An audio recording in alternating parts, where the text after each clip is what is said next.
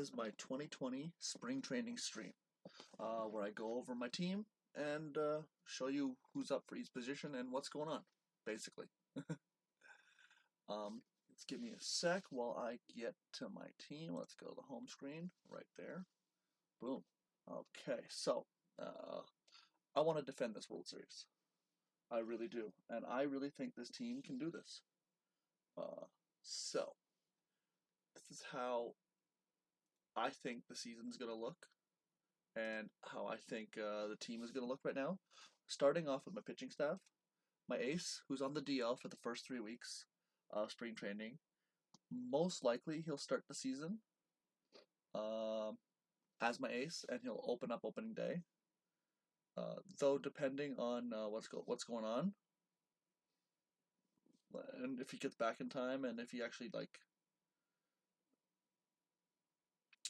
is ready to go, it all depends. But I assume he'll be ready for opening. It's only 3 weeks, and that should be just it should literally be 1, 2, 3. You should be able to get at least one spring training started. So that's my hope for him. Next guy up on the list is going to be a new guy. Yeah, I picked up Josh Lehman. He has 3 years left on his deal. I picked him up from Toronto. They're going through some shit right now.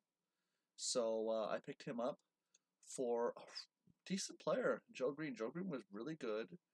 Even though he had a down year last year, it was a decent trade because look what they signed him to.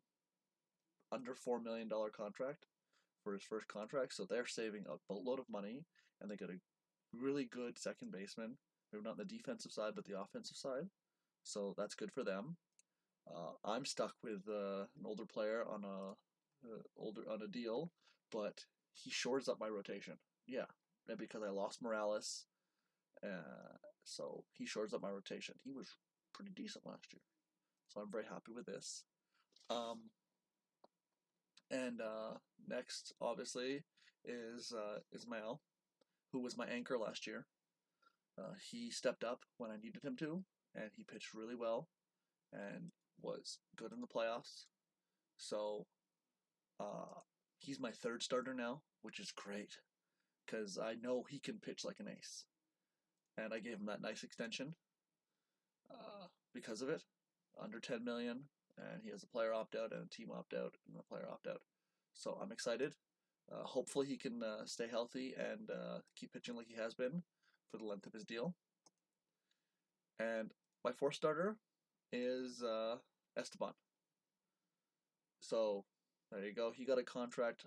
I paid a little bit more than I probably should have. I probably might have could have let him go. Instead, I gave him a 2-year deal, a 3-year deal, but team option on that. So I'm gonna. He's my wild card right now. He wasn't so great. He wasn't so bad. But these are the 5 starters right here that I have up for the position. Norm Keller, you guys all know, been on my team before. Was a St. Louis, traded to St. Louis. He's older, but I love his control. I do love his control. And so I'm going to give him a good look to be my 5th starter this year. He's a sinker, cutter, changeup guy. Not the great movement, not the great stuff, but I want a solid pitcher for my 5th guy. And he pitched pretty good in AAA. Pedrosa, he's been here around. He pitched on the team. He was a playoff starter for me this year. Started 2 games. So he's a valuable commodity, and he is up for the 5th starter job. If he wins it out of spring training, good on him. I'm happy. Griff also started for me last year.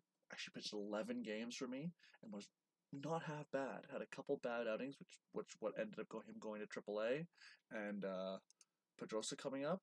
But if he wins the job as well, I wouldn't be disappointed as well.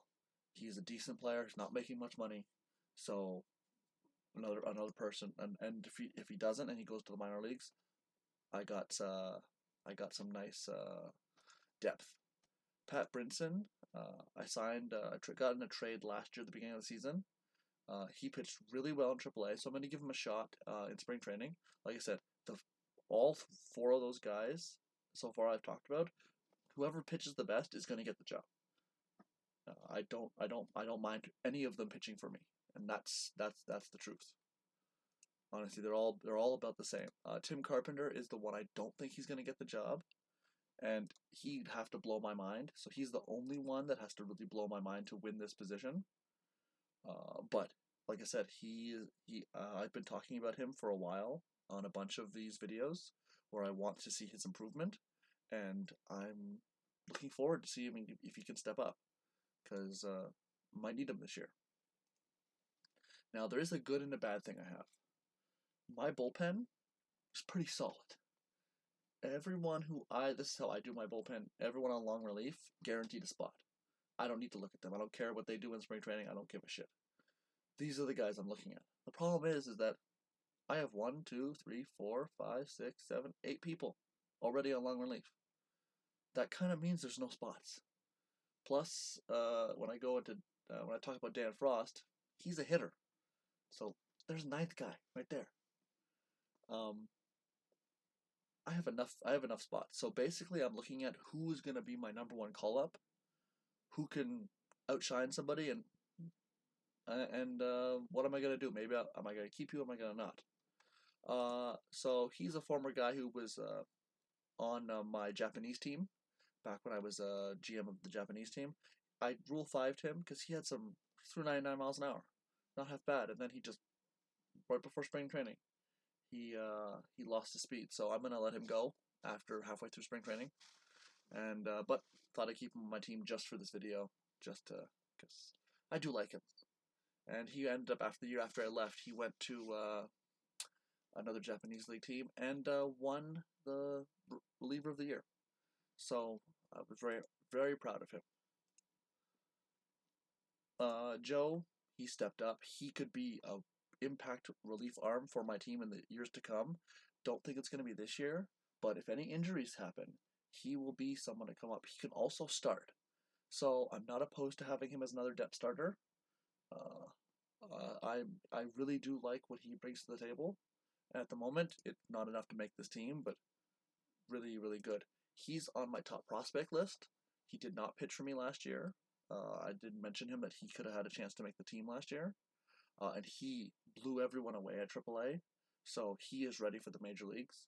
I just don't have a spot available for him on the major league roster right now. And if any injuries, he at the moment is my number one guy. Instantly, I have an injury, he's getting called up. Yeah, that's where I am at with him right now. Andy Kennedy is right behind him on that list. And Andy Kennedy, he did get the call up last year because he was my number one guy. So either or, whoever's not tired is getting the call up. He didn't do so well on the ERA side, on the whip side, but he only gave up 5 walks in 18 innings. I really like that. High K rate, same thing with the year before. So really want to keep him around. I do got 1 year option left with him, so that is a good thing. And he has an outside chance, maybe an outside chance, if someone does really horribly, like Soto doesn't do too well, of making the team. So we'll see. Or maybe someone gets hurt in spring training. Whoever's next up is going to make the team. So there's only 2 guys who really have that shot right now, Kennedy and Maybell. I gave him for some bullpen depth. I didn't know how, when I signed him, I didn't really know what my bullpen was going to look like, or my AAA bullpen. So he's a decent pickup. Never played in the majors. Probably won't be unless everyone gets hurt to be called up. Just someone to have. And then you guys all know about Tony Campbell. I picked up Tony Campbell on a trade, and he got hurt the very next day. Last year, he pitched very well in AA, and his stuff is all improved. I don't see him as a starter in the major leagues, but I see him as being a reliever, and he could make his debut sometime this season for me. And I'm very proud of how he's improved, and I could see him maybe being on the roster next year. So, yeah, that's my bullpen right now. You guys all know who's going to be in my bullpen. Zach Miller's going to start. My bad. Zach Miller's going to be my closer. He was really damn good last year, and I think he's going to be just as damn good. I did pick up this guy, Juan Maldonado. He's 1 year left on his contract, Picked him up from Oakland. He was on the World Series championship Tampa Bay Rays. He was a closer last year. Didn't do the best. So he's going to be my setup guy. He has really good stuff. Good control, good movement. I really do like that. He also can hit a little bit. Look at that. He can two-way play right there, which is great because I love pitch hitting when I'm playing out games. And lefties, I always need a good, nice guy to pitch hit against lefties. So,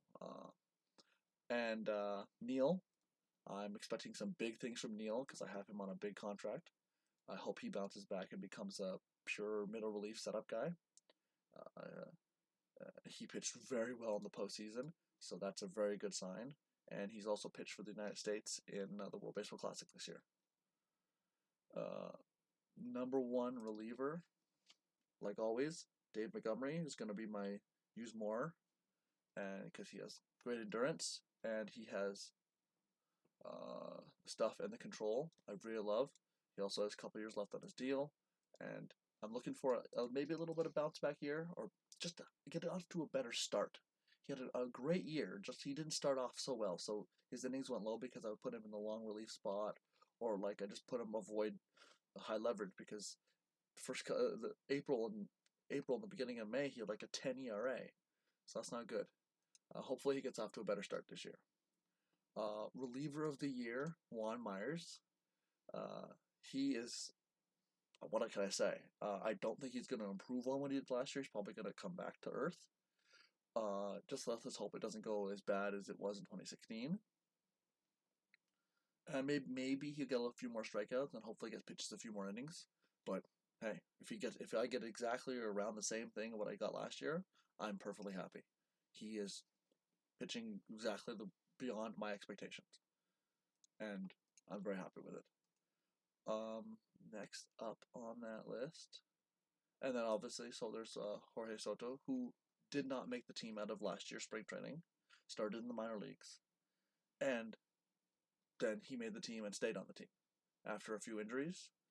I just couldn't move him because he was pitching so well. Now this is something that I don't like. His WHIP is high. Yes, his ERA plus, but I don't like that. I don't like WHIP being too high because that means there's runners on base every time you're pitching. And yeah, if you're getting out of it, you're not giving up ERA. But that one time you don't get out of it could be really costly to me. But he pitched under pressure in really good situations, and like I said, he's the long relief guy on my team at the moment. Gene, who possibly should have gotten some votes for reliever of the year, was damn impressive, especially after last season when he came in here and he had to start a few games and he didn't strike out very many people and he had a higher walk rate. He only walked 18 guys all season last year. So he is my solid go-to, like winning, losing, and I'm hoping that he can do the exact same thing this year. I need a solid arm in the bullpen. And then I got Mr. Arturo, who started some games for me like the last 2 years. Honestly, I don't think I'm going to put him in the rotation this year. That probably is the worst thing I could do to him because it doesn't really help his final stats, doesn't help his win-loss record, and then he gives up way too many home runs when I put him in the rotation. So hopefully this year he'll get a full year in the bullpen, and he'll solidify himself as a dependable arm for me because he has the ratings and this and the stuff to do it. If not, I might find a way to move him and to shuffle up my bullpen a little bit. We'll see, because he's going to be coming up on arbitration, and he might get me a nice little something in return. Okay, so that's my starting rotation. That's what spring training is for my pitchers. If any changes, I will go over and review that during my opening day video, but that's mostly what I've said is probably going to be exactly the way it goes through, especially for my rotation. Now let's get to the lineups, because some things have changed, some things haven't. I got a suggestion during my first sim video, a playoff video last year. Why the hell is he not leading off? And I thought to myself, well, you know why he's not leading off? Because I just haven't gotten around to put him leading off. Ken McKay was leading off all last year, and I really just didn't change anything because we were doing so well. But he's gonna be my leadoff hitter this year, and I think it's perfect. He doesn't hit very many home runs. He gets on base a lot. His doubles are there, but he's not too much of a gap hitter. And then I'll have Ken McKay backing him up. Because Ken McKay was solid, 203 hits, plays both lefties and righties. And also, Albert was injured at the begin the season. So I'm hoping Ken can continue what he's doing as well, batting second. Because that was amazing. Ken is now moving to center field, though, because he has more range. And Murdoch's lost some range in center field, so now Murdoch's moving to right. And Ken's moving to center. At least against right-handed pitching. And then obviously more dependable Juan had a great first season in a Rockies uniform.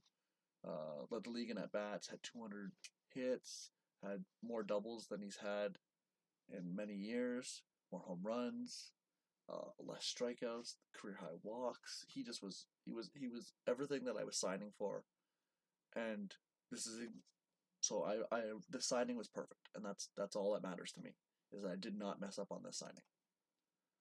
I don't expect him to walk as much this year, but hey, at least if he can keep that average above 300 and the on base percentage above 350, then I'll be really happy. And the guy who took the most steps last year was Zach Penn. Now, I'm going to give him both left and right-handed pitching starts, so he's going to get a lot more starts this year. And if you look what he did for the United States in the World Baseball Classic, and he won the MVP award. So if he can continue up doing that, I'm going to be very happy with his performance. He was good last year. He was good. And I think he's only going to get better. And then, as I mentioned, Murdoch's now playing right field. Mr. Rookie of the Year up here. He is just a solid player who's going to do solidly against right-handed pitching, and I love where he's in the order. Fifth batter, going to get those hits, going to get those RBIs. He's going to get on base, and that's what I need. Okay. And then I got Ravi. So Ravi, when he develops, he's going to be my second hitter for many years to come. But right now he's not there yet. He doesn't have the power. His strikeouts are still striking out a lot more than he should right now, and that's a little concerning for me. So I'm hoping he can get down that. He struck out 6 times in one of those games during the World Baseball Classic. He only struck out 13 times during the tournament, but 6 in one game is not pretty good. And he did strike out 60 times during the season last year. So if he could, like I said before, if he could knock those down, that'd be great. Against right-handed pitching, he'll be batting 6th because that's where his ratings and stats put him, and also everyone else above him can get on base at a very good clip, other than Zach Penn. So if he can show me that his walk will go up, he'll move up in the order, and we'll do some shuffling around. But he will be my 2-hole hitter for the future, and he's also going to be the starting shortstop this year. He's earned that. No more bouncing around between second and third. We're just going to do him straight playing shortstop. And that's where he played the most anyway last year, but yeah. Okay. Now left field. I did sign Dan Frost to a $1 million contract. Now I mentioned before during the pitching part that Dan Frost was a pitcher. He did start 27 games for the Atlanta Braves last year. He was not very good, and he wasn't good the year before, and they didn't pitch in 2017. He hasn't been a good pitcher for a while, so he's not going to be a pitcher for me. I'm going to put him in the relief role, and he'll be a random guy coming in if I need to against right-handed batters only. He's going to be my starting left fielder. That's what I want him for. That's what I need him for. I have a bunch of other guys who can go in and out if he doesn't do too well, and I'm only paying him $1 million. So he's not a risky signing. He's someone I think who can do well in Colorado and who would enjoy playing here. And he's batting 8th or 7th, I mean. Like, he's low in my order where he could be in the middle lineup somewhere else. And Mr. 100 RBIs, Novdeep. He has 100 RBIs last year. He was my starting shortstop. He's now my starting second baseman. which is exactly where he needs to be. But he's my eighth hitter. And that's how deep this lineup is, and that's what makes me really excited that we have a real good shot at repeating as World Series champions. He played okay for Canada during the World Baseball Classic. I'm hoping he can improve on his performance there and just continue what he did last year during the regular season. And that's my lineup versus lefties. Versus righties. The people who are actually trying for a roster spot right now, Juan, I kind of think he's already guaranteed. Unless something happens, he's guaranteed a roster spot. He can play second and shortstop, and that's a pretty good asset, while Klassen can only play second base. And yeah, I have Novdeep on the team, but I kind of want someone who can play both second and short. I wish I had someone who could play all three, but second and short's a pretty good asset, so Juan's kind of already made the team. And Juan Ramirez might be a guy who's going to make this team because he can play first base and third base. That'll give me a backup for all my positions. And he crushed everything in AA last year when I got him off waivers. 29 home runs. Then he hit 14 more in AAA. So he was a really good hitter last year. And if he makes the team and can just continue putting some pop with the pop in his bat, it's going to be a really good deal. Him in the major leagues. So my outfielders, Chris Horde is coming up again. I don't know what I'm going to do with him. I have one more year left, so maybe he'll develop, maybe not. If not, DFA him, and then he'll maybe catch on with someone else. He has good defense, so he'll be on a team somewhere. Jorge Lamas, as I mentioned before, I was kind of low on him, and now I'm kind of high on him. I don't think he's going to be part of my future, but he could make the opening day squad. He can crush lefties. His gap, his power, he'll make some decent contact, and he has some pretty good defense. He only does play center field, but I can change that by playing him somewhere else. He is an outside shot to make this team, and I'm kind of rooting for him. But also I got Luis, who can definitely make this team if I need an outfielder, and I got the guy who made the team last year, who was really good, including some timely hits in the playoffs and 4 starts. And then I got Alfredo Mendoza. I got him in a trade with LA, and he can crush right-handed pitchers. So if I ever have injuries, I can bring him up. He also hit 55 home runs in single A and 35 home runs last year in double A. So might be starting him in triple A this year, depending on how my outfield situation works out. But he's another guy who could make the major leagues this year. And that's my lineup. That's what's going to happen. Oh, yeah, I forgot one big thing. Catcher. With Age Sorensen not gone, another guy I got in a trade in 2018, I've kind of said, okay, you're basically most likely the incumbent. We'll give you a little battle and see what you can do. Because he didn't hit so well last year in AAA. And he hit okay the year before. I'm not looking for much. He has some decent defense. But I'm looking for something. And so I Rule 5 draft picked this guy, Pat Haveman. Same amount of defense, not so good in other places, but he can maybe have some hit. If he does better, I might put Juan down and give Pat the backup role to start the season. Which is fine because Zach's going to play anyway against both lefties and righties. So it won't hurt. I do have another option down here. I also have Luis, who I got off waivers from Seattle in 2017. So it's not like I'm short on catchers. I want to see what I have in the backups before I make any decision, which is why I'm doing nice little battle. So there you go. That is my spring training preview. Thank you guys for watching, and I can't wait to see you when I open up the season as defending champions of Major League Baseball. Alright, well, peace out everybody, and thanks for watching again.